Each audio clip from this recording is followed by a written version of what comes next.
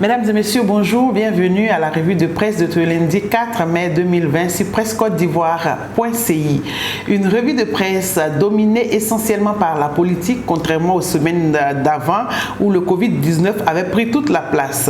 Aujourd'hui donc, l'état de santé du Premier ministre Amadou Gon Coulibaly, la sortie du président de l'UDPCI Albert Mabry Touakeus et le compte-rendu de la célébration de la fête du travail sont au menu. Le Patriote ouvre avec une parole forte du Premier ministre Amadou Gon Coulibaly aux Ivoiriens lors de la célébration de la fête du 1er mai dernier. Mobilisons-nous pour surmonter cette crise, appelle-t-il. Un appel appuyé par Le Matin qui ajoute que selon le chef du gouvernement ivoirien, il n'y aura pas de Covid politique en Côte d'Ivoire. Le Jour Plus est dans la même vision quand il rapporte les consignes d'AGC aux employeurs. J'appelle le patronat à privilégier la préservation des emplois. Au lendemain de la célébration de la fête des travailleurs, le Premier ministre s'est rendu en France pour un contrôle médical.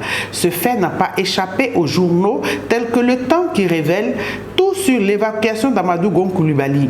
Même son de cloche pour Notre Voix qui dévoile la confusion autour de son état de santé. L'Inter donne les dernières nouvelles d'Amadou Gon quand l'Expression rassure une fois encore en France pour un contrôle médical, Amadou Gon bel et bien en bonne santé. L'autre fait qui a retenu l'attention de nos confrères est la sortie du président de l'UDPCI et par ailleurs vice-président du RHDP qui est rapporté par le Rassemblement qui titre « Mabry reste finalement à la maison ».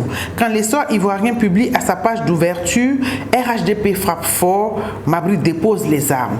Et l'intelligent d'Abidjan d'ajouter que Mabry réaffirme clairement son appartenance au RHDP, mais des cadres ne décolèrent pas. Ainsi prend fin la revue de presse de ce jour. Bonne semaine à vous et n'oubliez surtout pas d'acheter vos journaux sur pressecote-d'ivoire.ci.